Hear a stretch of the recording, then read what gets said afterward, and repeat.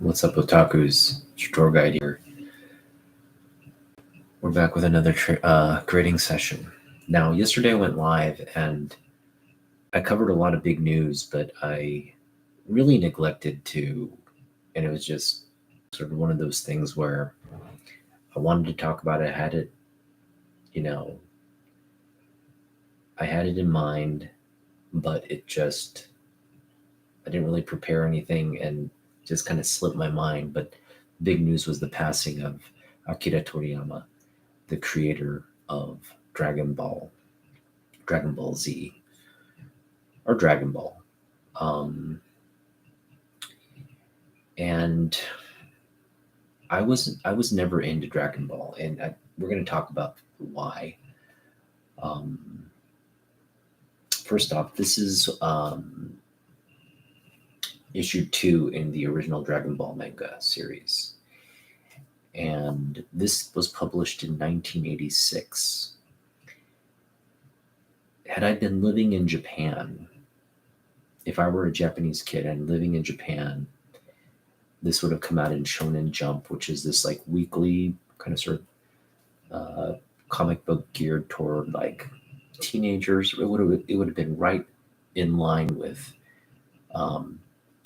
I was at 6th grade in '86. I would have been reading Shonen Jump probably if I had lived in Japan, and I probably would have gotten into Dragon Ball, and I would be a Dragon Ball fan and just consumer of that content. But I was living in the US. And in the US, there wasn't much.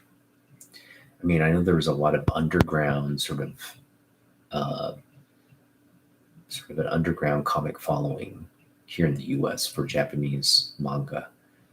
But, anime wasn't even really a thing until Akira, which is, you know,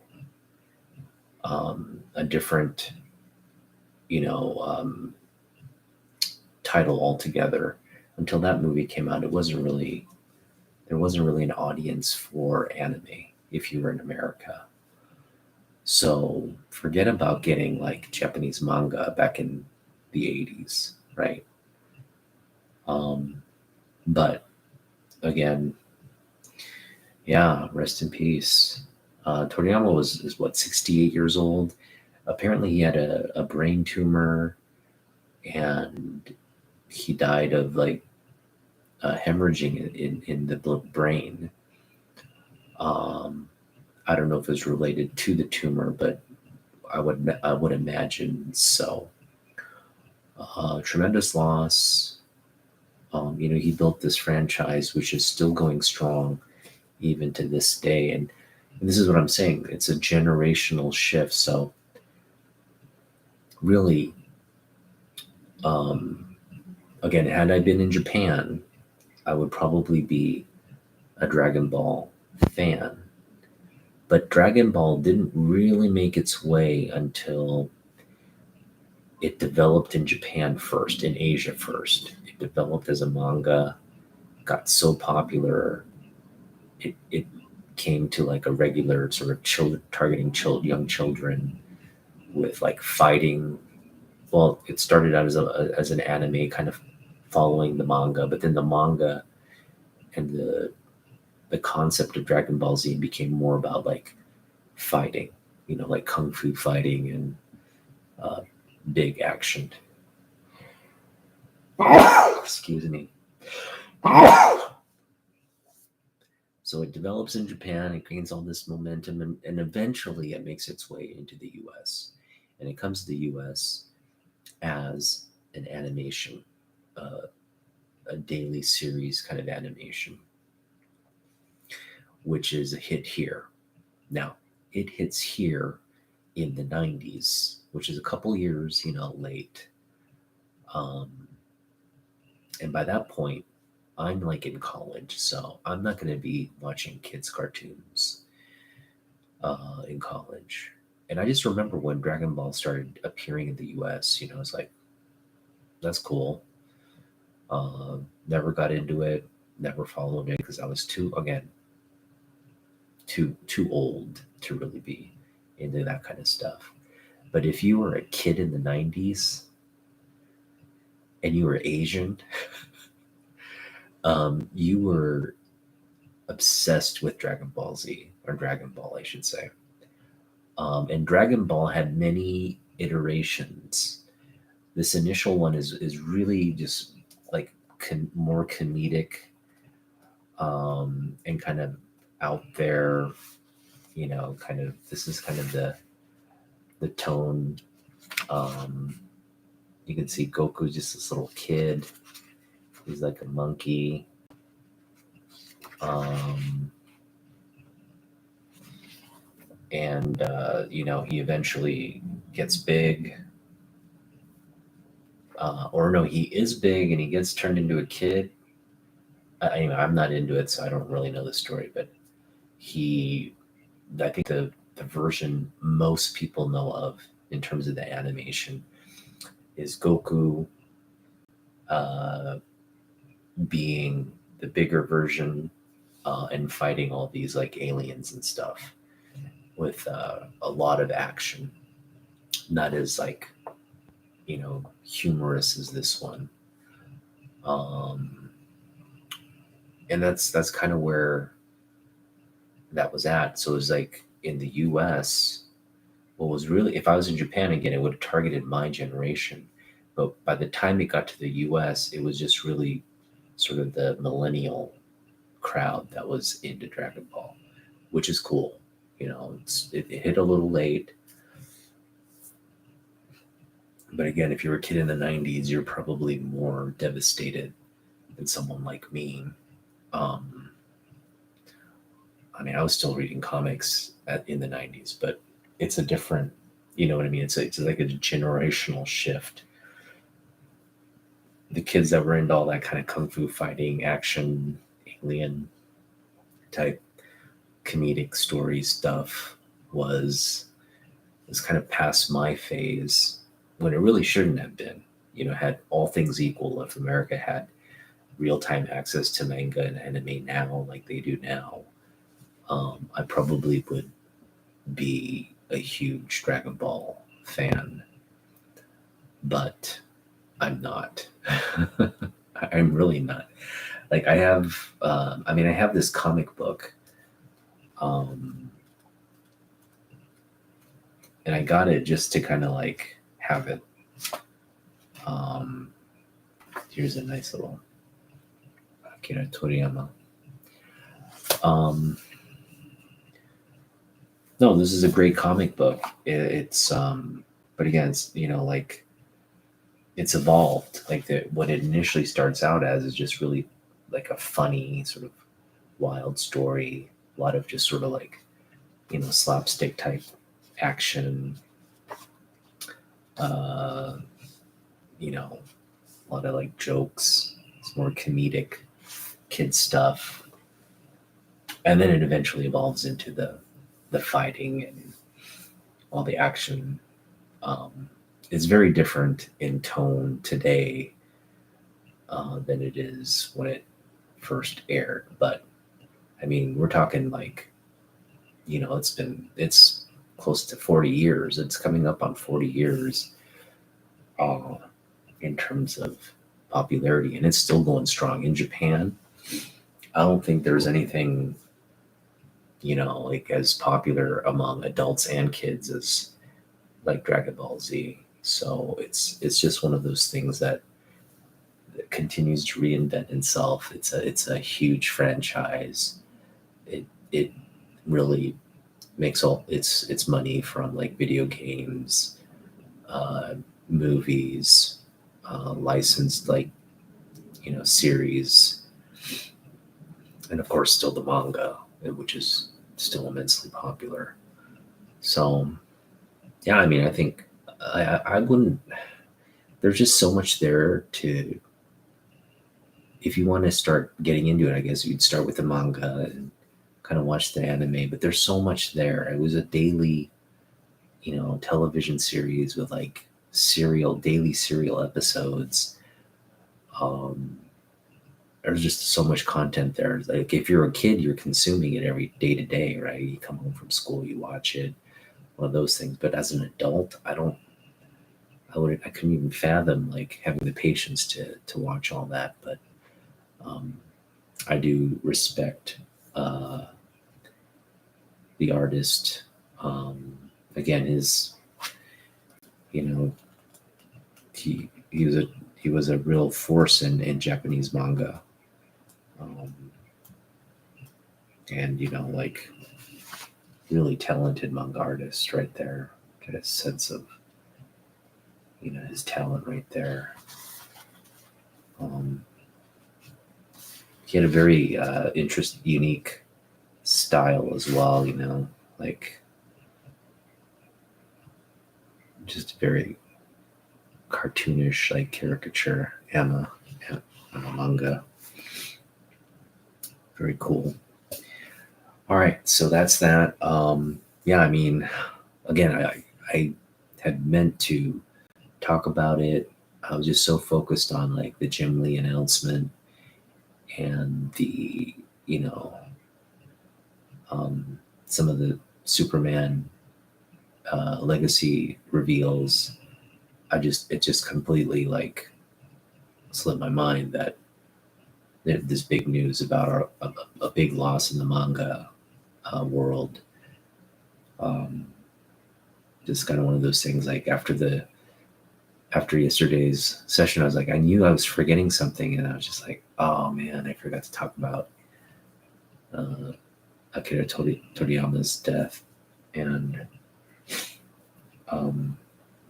yeah, I wish I could speak more to the series, speak more to the Dragon Ball series. I just was not a big fan, and it's not that I wasn't designed to be the fan. I probably was their target market. It's just I was too old when it eventually made its way here in the US. And so, yeah, just one of those timing things. I think the millennials are kind of mourning it, en masse, because of the generational impact it had through cartoons. What's up, Aiden? Joe Aiden, thanks for hanging out. All right, so we're going to get to some grading. We're going to get through really a run I'm hoping to complete.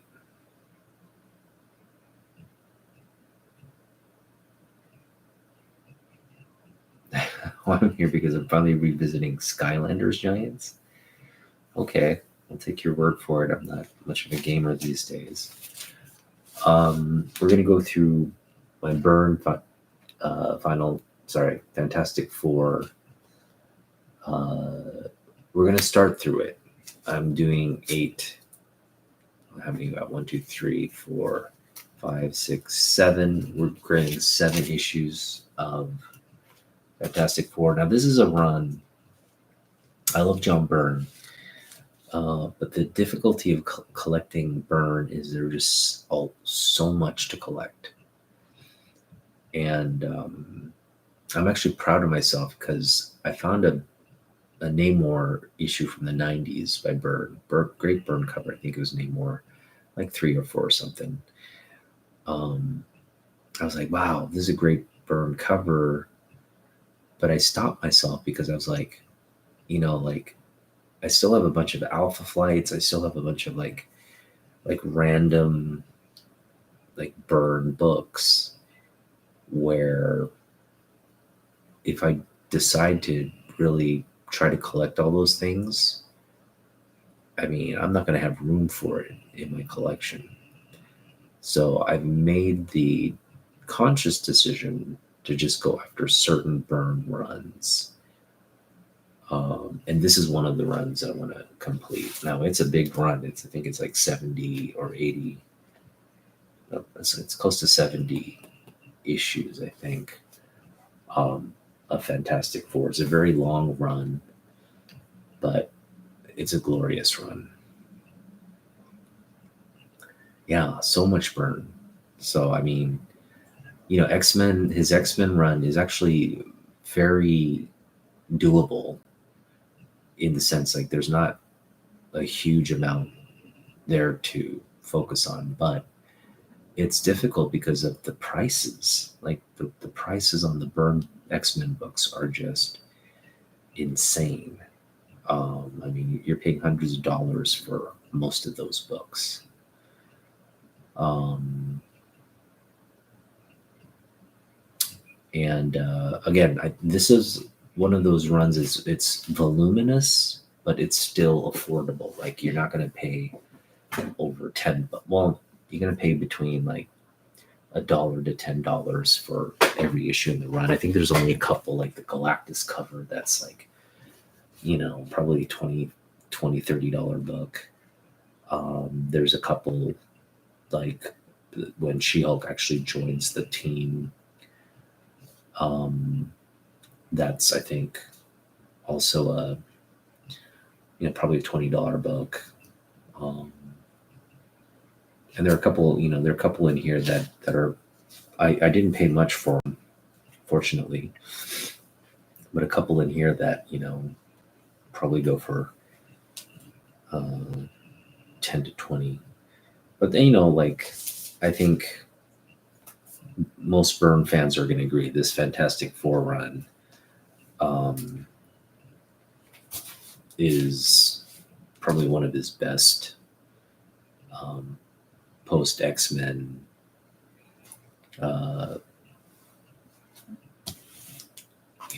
works of his career. So we're going to get to color now. A lot of these are, these books, because I just pick them up. I don't really focus on the grade. I'm not trying to get high grade. I'm just trying to get a respectable grade and complete the run. So, and I've been trying to focus on newsstand editions. Excuse me, I got a runny nose here. There's all this pollen in Washington State right now. So,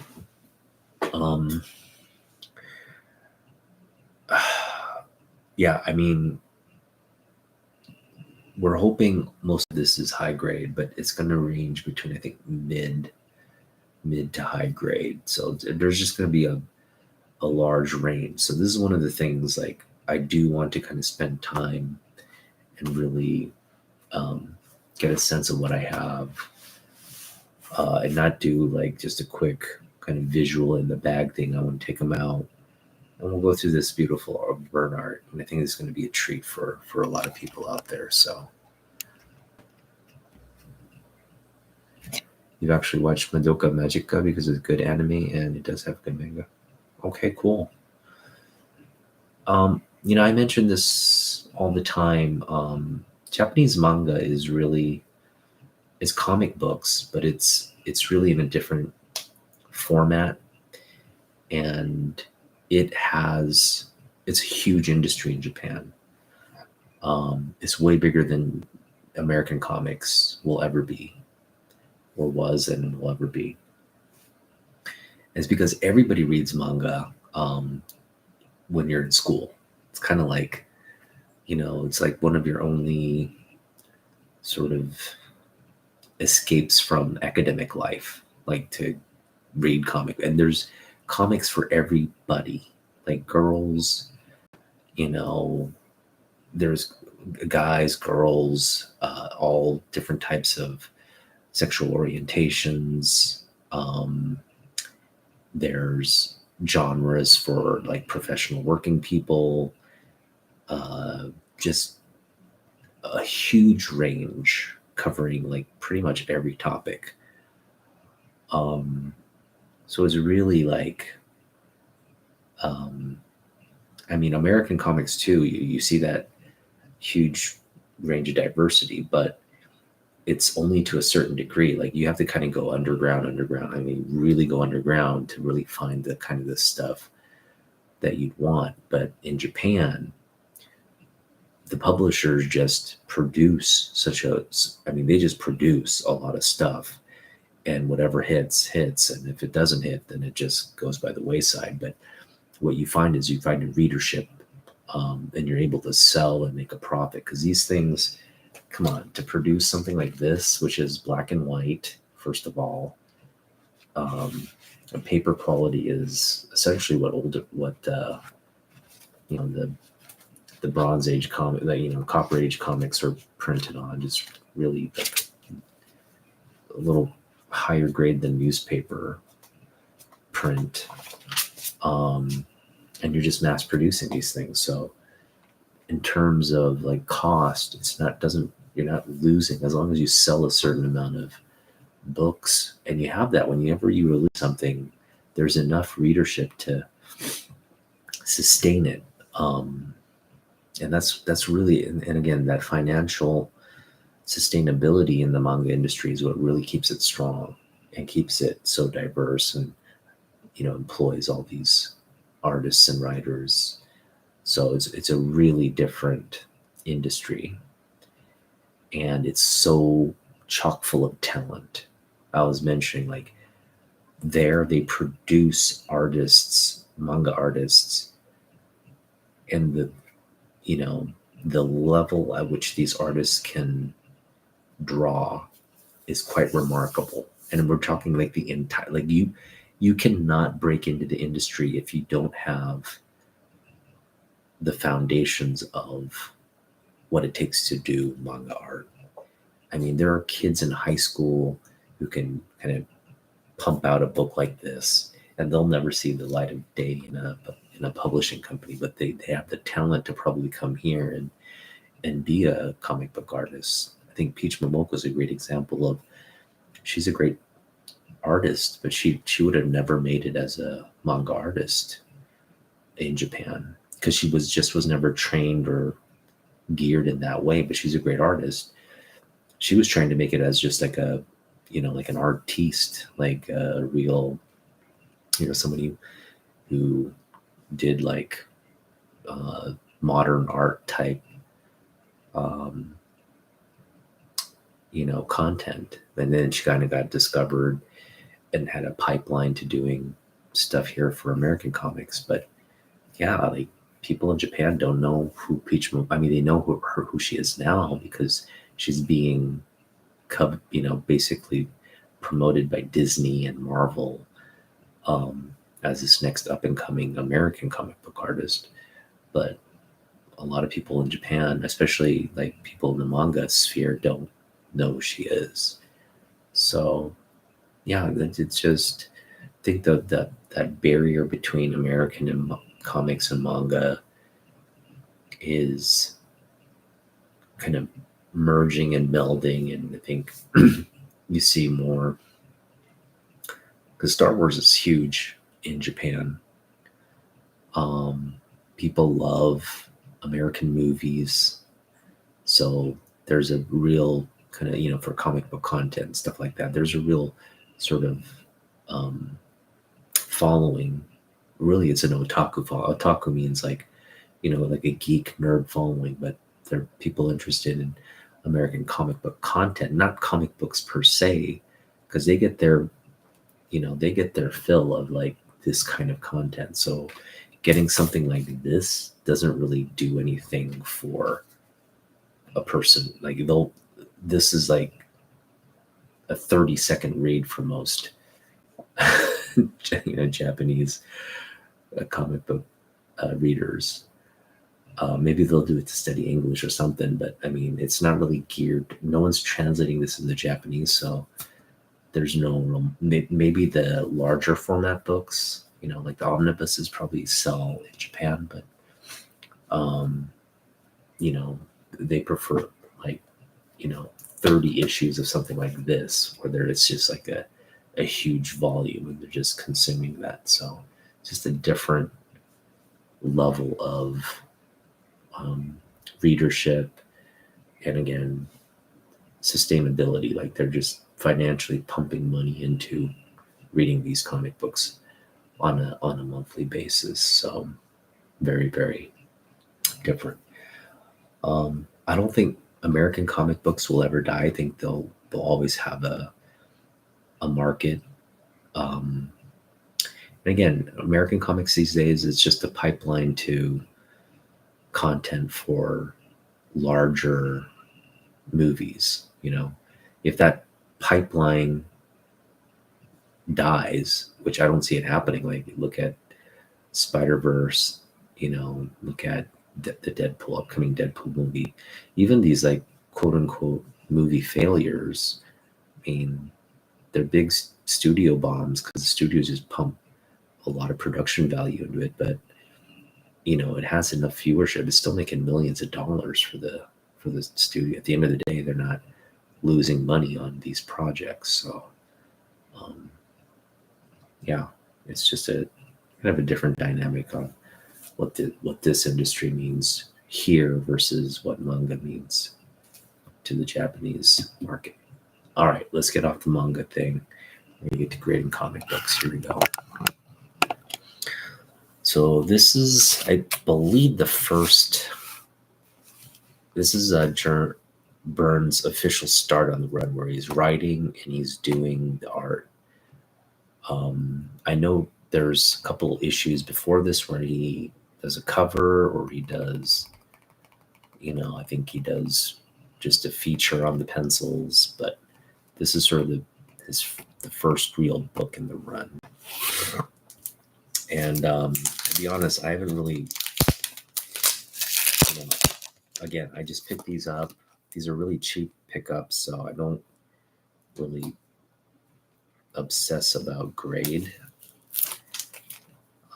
So I don't exactly know what kind of grade I have here. Oh, this looks beautiful. Yeah, this is an 8.5.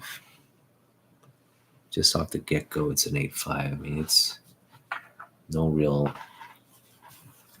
You can see how glossy. Try to get the gloss in view. You can see it. No real wrinkles there. Could turn it around. There's a little bit of a little wrinkle there, but nothing color breaking. It does need a press.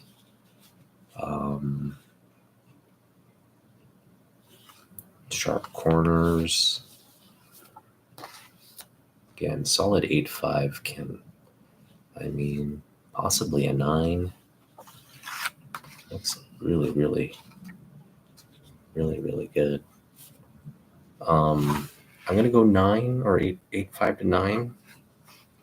I'll put it at a 9. Good start. Good start. Gotta say, especially on a newsstand, for it to be a 9 is it's pretty good. This is a first appearance of the Elementals of Doom. This run is very Doom heavy. One of Dr. Doom, and I think this is like, this is like prime pickings for if Fantastic Four ever becomes, like the cash cow that Marvel hopes it will be. This burn run is really set up for success. So, get them while they're cheap. The burn run, I say that as I'm trying to finish it, but hold off until I actually finish the run, actually. This is one of my favorite covers, probably my favorite cover in the run. It's just this glorious, like, full page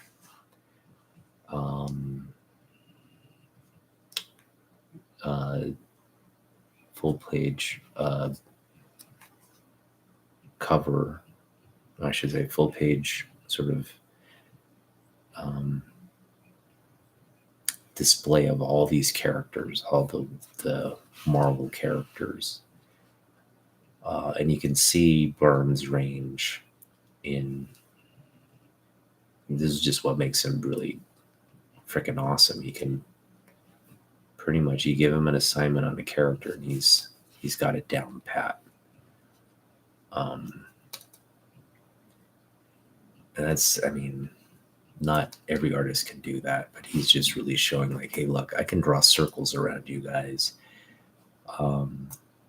This is why I'm like a legend from day one when I got on the X-Men. This is the kind of stuff like I speak to the comic book reader. So let's see what this book is. This book I think is going to be as good as the grade we just saw. It is really, yeah, I mean, there's no wrinkles or creases. There's a little bit of a stress line there, nothing color breaking. You're not going to be able to see it through the camera, but well, maybe you will. You see it right there. The corners are a little dull. There's a little bit of a manufacturing glitch there. That should be okay though. No spine ticks or anything. We've got a little bit of a stress line there, nothing color breaking. So again, this would need a press. You can see it right there, the stress line. Get in the light.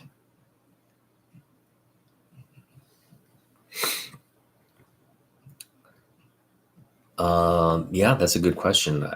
I would imagine there are characters. Nightcrawler looks to be a little blocked, and so does we got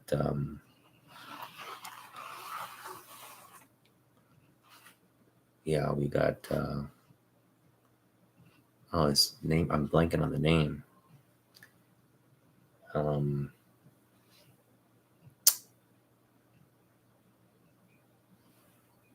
The Archer from the Avengers. Hawkeye. Yeah, Hawkeye. I don't know. There might be another character there that we don't see. That's a great point.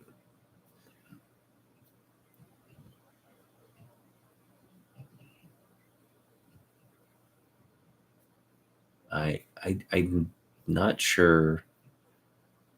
I'm not a fan of Madoka Magica or Guardians of the Galaxy, but that could be could be an epic crossover.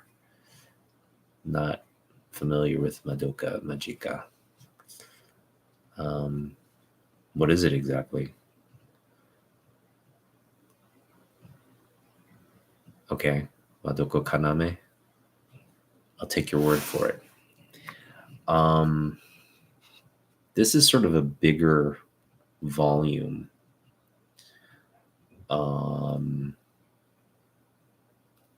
So, given that, I think the bigger volumes, they tend to be a little bit more structurally sound. So you're not going to get really easy sort of spine stresses. It's going to take a little bit more pressure to fold this thing and get. But having said that, because it's thicker, the overall binding of the book is going to, over time, like if you're constantly opening and like it's going to have more wear and tear over time. But luckily, this looks to have been just kept in a bag and board. So I'll go 9.0 on this one as well. It's just, it looks really, really nice. So 236 is also going to be a 9.0. Yeah, it's great when you get these in high grade. That's sort of a nice, you get this with a sort of the understanding it's high grade, but to actually, verify it, it's pretty nice. Now this one, I think I picked up recently or this past summer.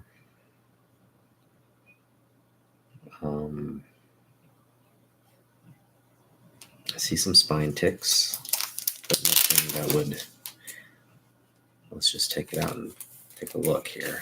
What we got. All right, I'm not seeing any wrinkles.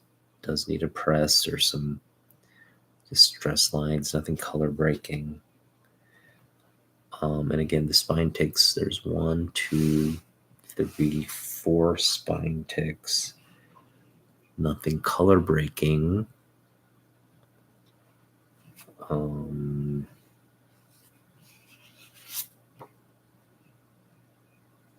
I mean, I was really harsh on these other two. This is also a 9.0, I would say.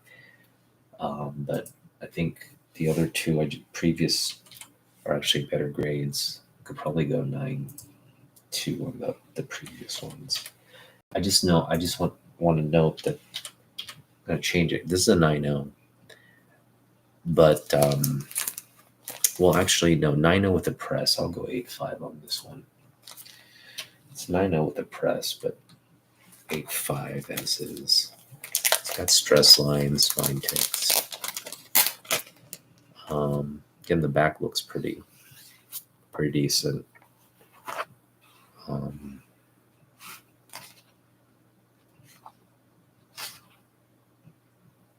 Love this burn art, man. Oh, man, such a good run. I'm just, I do want to get like a collected omnibus of the burn run. I wish they'd put it out. I know they have like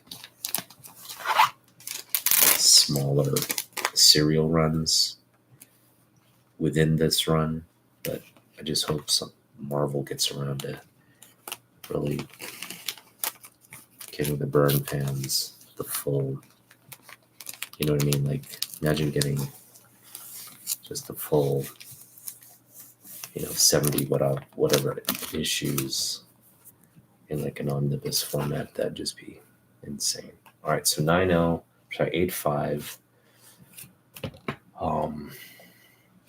I put the others a little higher. I put the others at 9.2 because I just realized like they're probably higher grade.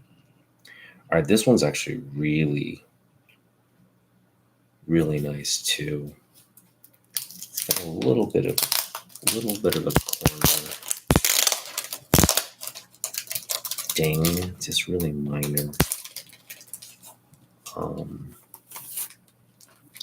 And we've got a little bit of a stress line here. Corner, again, the corner's a little dull on that one. You can see it's not as sharp. At the same time, it's not that dull. Spine looks really great, except for that one spine tick. Doesn't break color, so again, just prime candidate for a good press. Oh, we've got some manufacturing ink, sort of like an ink rub there. That's a manufacturing flaw, not that big of a deal. We've got a little bit of a crease here that doesn't break color. I would imagine it could be pressed out. Could stand to use some eraser time. I'm not going to do that right now. I would put this also at a 9.0. Just a really nice looking book. Now this is also one of my favorite covers, just because Byrne likes to kind of place himself in the books, and it's just a really fun cover there. Honest, Dr. Doom is not in this comic book, yet he's on the cover to sell it. Gotta love Byrne's humor there. Yeah, so we'll go 9.0 on this one.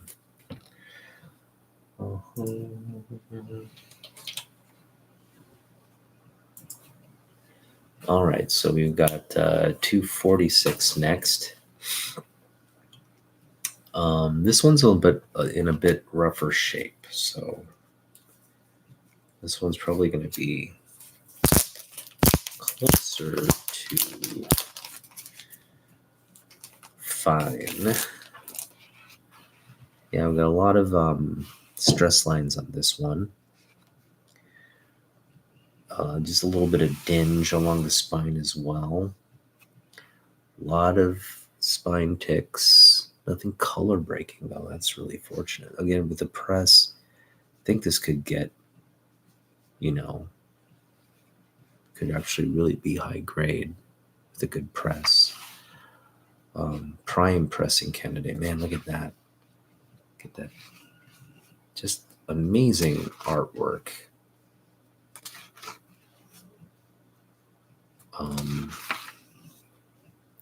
mean, if you want a guy to do The Thing and Mr. Fantastic, what better artist than? Oh man, look at the Doom, man. Vern is just killing it. The interior pages are very tan. Not the worst thing. And then back we've got some gunk here. Might have to wipe that off. Let's do a little bit of clean time. Here we go.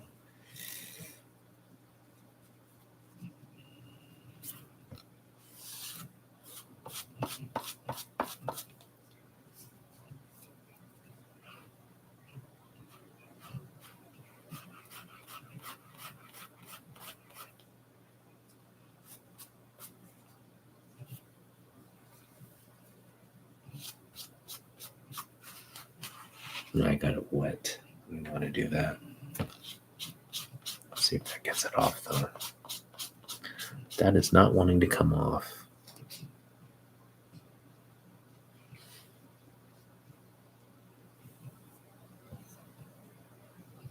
That's fine. Got it kind of wet though. I'll let that dry.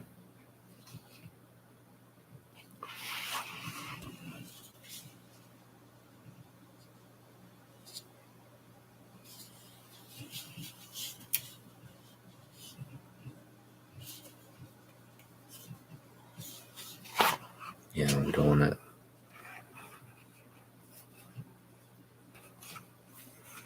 And I got it really wet. It's like kind of soaking through. That's fine. I just don't want to tear it. I'm gonna put my space heater on, get it dried a little bit. You can stare at this great cover there while I do it.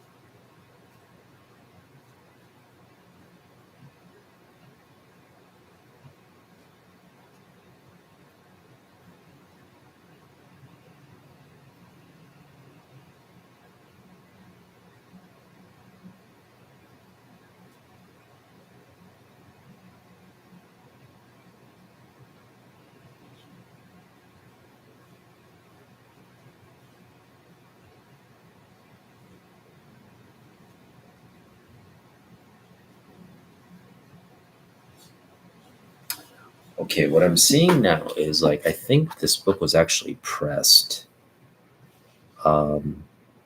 because I'm seeing a crease there that was not my doing. And again, it looked really good previously. So, yeah, I mean, this is some issues. It's got a crease there. I'm looking at it now. There's sort of a larger sort of, I don't know if you can see it in the light, but you're going to see a large, it's not really a crease. It's like a stress line. Doesn't break color really. You see it right there, right? In the light. There, you see it right there.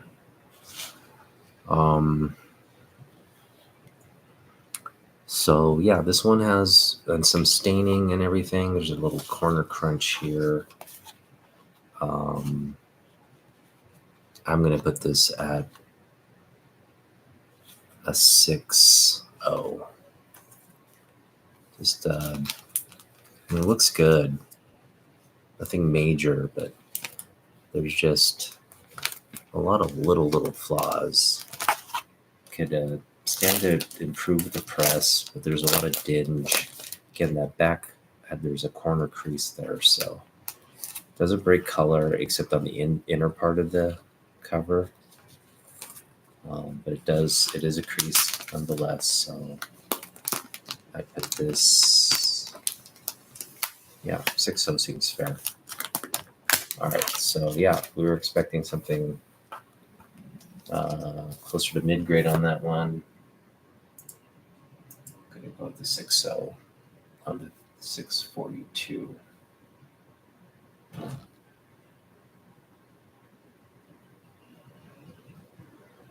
And 238. What did we get? 238. We gave it a 9.0. We give it 642 a 6.0.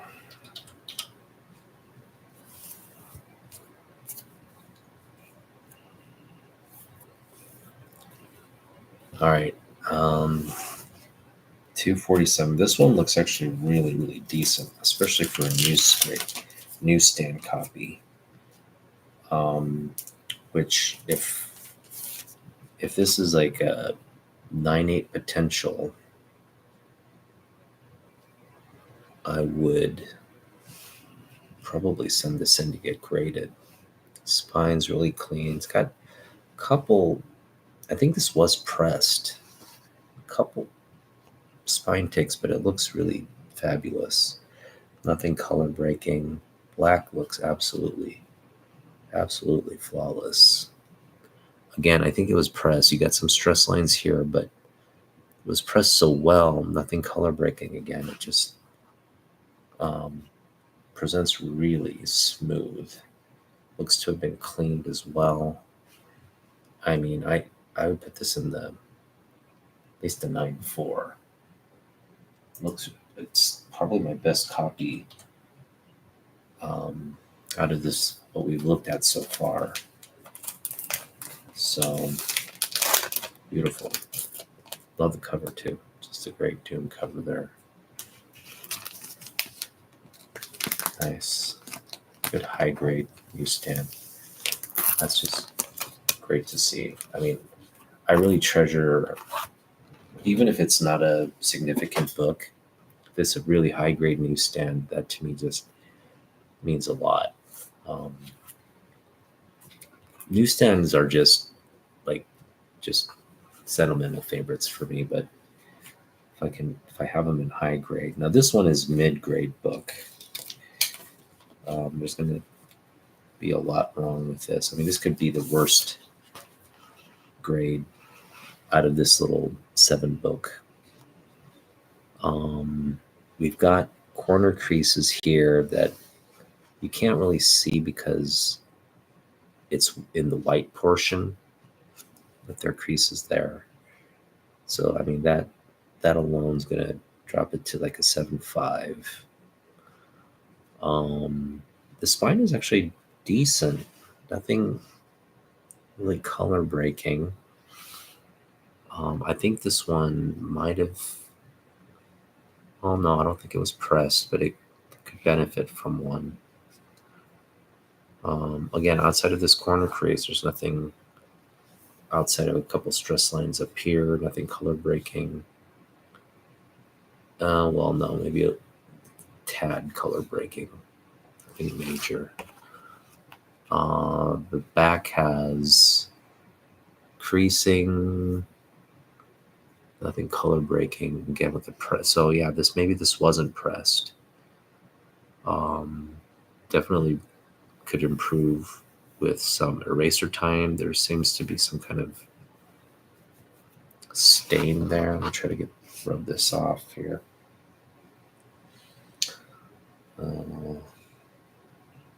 Where'd that cotton pad go that I was using? Just had it. Oh, here it is. It's on the floor.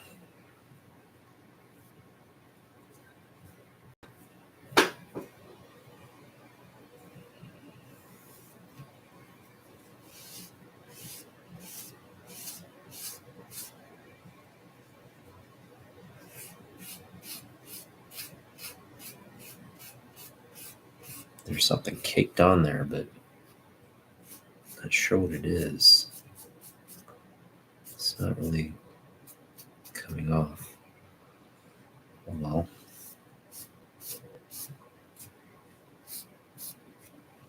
Yeah, there's some kind of stain there. And it's not coming off, so I'm not gonna force the issue. Because of the stain, because of the sort of the crease there, put it at it's actually better than the 6.0 copy. So I'll put it at a 7.0. Yeah, 7.0 seems. No, I'm gonna put it at a 6.0. Because of the creasing is pretty severe and the stain, so this will get the same grade. I'll put this at a 6.0, and we'll put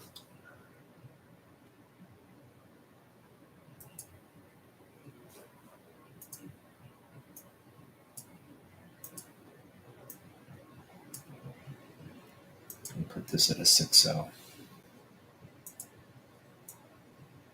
I will put the previous copy at a 5.0. Put this one at a 6.0.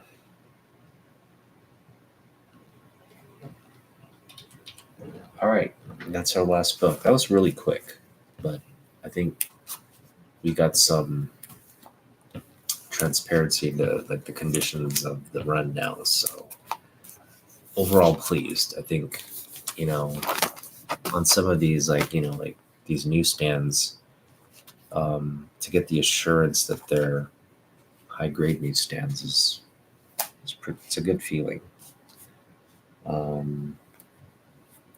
This one was a little bit of a disappointment, but this one kind of made up for it. This one's really high grade. Love that. This one also. I just love it. So this is just a great cover. You got the X-Men, which, you love to see Byrne on X-Men, right? This is kind of his calling card, his claim to fame. But, it's sort of a misleading cover. These aren't the actual, you find out later they're just Skrulls pretending to be heroes. So, but yeah, milestone issue, 250th special issue, newsstand. We'll take it. All right, so that's that. We're gonna turn it back up. What's up, Christian? Thanks for hanging out with the otaku here. So, yeah, again, I wanted to reiterate what we talked about yesterday. It's still, again, we're just going to quickly acknowledge a huge loss in the manga world.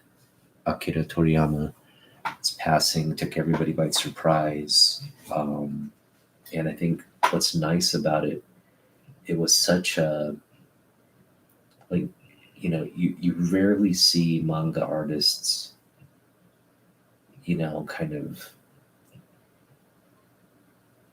float to the forefront of, the news cycle.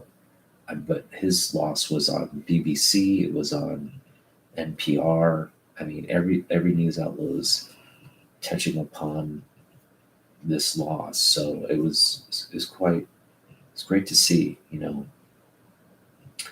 think no matter whether you're a comic book fan, manga is essentially comic books.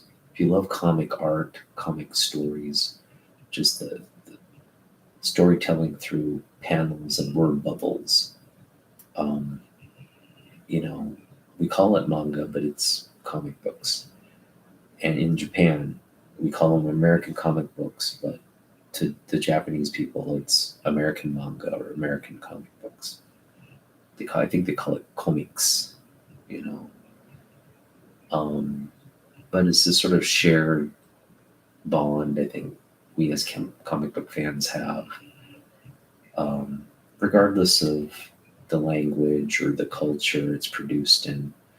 We can all appreciate the art and story through translated versions.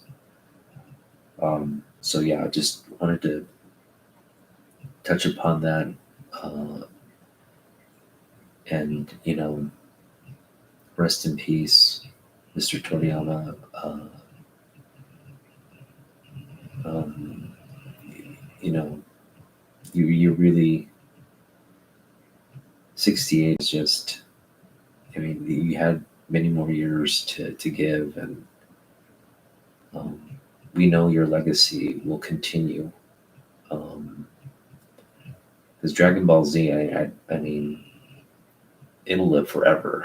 I mean, I don't see Dragon Ball Z like slowing down uh, anytime soon.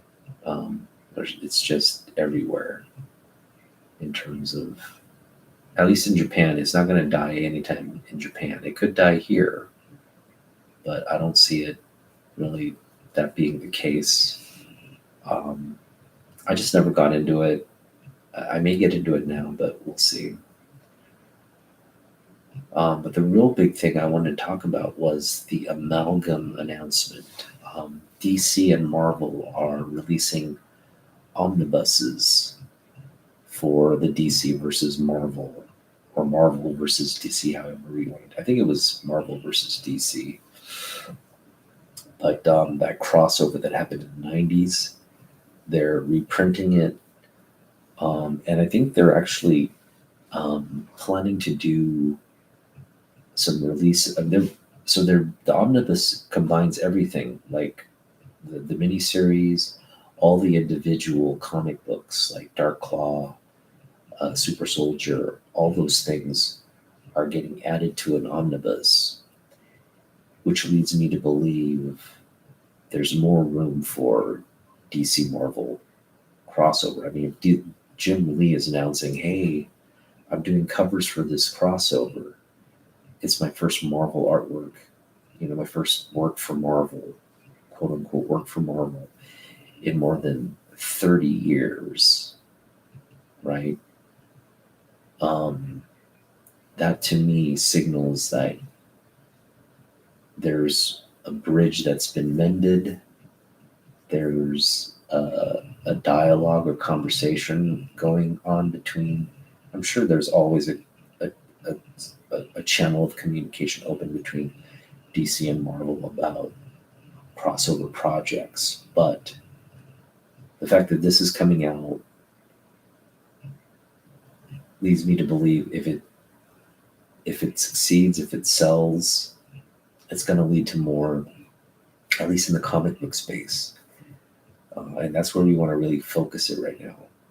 It's going to lead to more of future projects, future DC Marvel crossover projects. And what's great about this is with all the multiverse, DC's doing their own versions of multiverses. They've been doing that forever. Marvel's steep into it right now. I mean, we could generally see like sort of a continuous timeline where DC and Marvel characters exist in the same plane. And that's what's got me so excited about this amalgam. I know it's just an omnibus, and Jim's doing original artwork for the omnibus covers, but it signals so much more. And you got to realize, I was collecting comic books in the 90s, and when DC Marvel, that crossover came out, it was like, I mean, it was like a nerd's like fantasy, like to see Superman battling Hulk, to see Batman going up against, I think he was going up against, who was it? Wolverine? Maybe that's not really a fair fight, but it was something like that. I think Wolverine versus Lobo. That was what was going on. Superboy versus Spider-Man. Just 90s goodness. Yeah, like it was great. I think fans are really getting the best of both worlds, because you always wanted, like as a kid, you're just like, man, who'd win, Superman or would be the strongest character? I mean, Superman would beat everybody. You always had like, who would win, Batman or like Spider-Man, right? Like I had those like matchups in your head. That was always just like those conversations you had as a kid, and now the publishing companies are just, yeah, we're going to give you what you want, and a couple awesome amalgam characters as well. So I'm still really excited at the potential of that. I know it's starting to like, I think the comic book community is just starting to catch on about this project. I've been talking about the Marvel DC Universe books as undervalued for the longest time. I know they're 90s books. I know they've been printed, like there's no tomorrow, but everybody should have a copy of that, and those books should be worth more. I mean, not ludicrously a lot more, but I think what they're $3 right now. That's just ridiculously undervalued. That entire series should at least be $20 books. That's my opinion. But again, you had that 90s printing. I think where you're gonna have like some real collectability is with the newsstand issues. But yeah, that amalgam, we're keeping our eye on that and seeing where that's going. I hope it really fleshes out to be something that even modern, today's comic book collectors can get excited about and talking about. I know probably, again, it's not a generational thing. Everybody wants to see more DC versus Marvel. I know we got some of it in the video games a little bit. But yeah, we all want to see more of that. So just very excited about that announcement. But that kind of does it for me today. Thanks guys for hanging out, and we'll do more grading sessions. I may come back on and do more sort of burn issues tomorrow. We'll see how we're feeling. The other thing I wanted to mention was I'm going to put out my top 50 Jim Lee books in my collection. The top 50 Jim Lee books in my collection. And so we'll put that list out. I'm not giving myself a specific time frame. It'll just, when it's ready to go out, you may see me in a live session say I'll put it out on this date, but in all likelihood, as soon as I'm done editing it or whatever, it will just go out. So keep your eyes open for that. It's just one of my favorite things to do. Um, the Jim Lee collection stands at 288 in terms of individual books that we have, not doubles, but um, 288 in terms of the checklist, the checks that are um, have been marked off of anything Jim Lee. That includes the stuff he writes, the stuff he has done interiors on, the stuff he's inked. Anything goes if he's contributed to it on any level. I'm not giving him credit for like um, like editorial stuff. That is not for me. Uh, it has to be like something creatively that he's contributed to. So yeah, we're gonna do 50 books, Jim Lee books, and it's a hard list to come up with, but we definitely have the books. It's just hard to pare it down and you know what why this book gets sort of a higher value or higher ranking than another book. It's really hard to justify and find that balance, but we're gonna do it. All right. So thanks for watching. We'll see you in the next one. Peace out.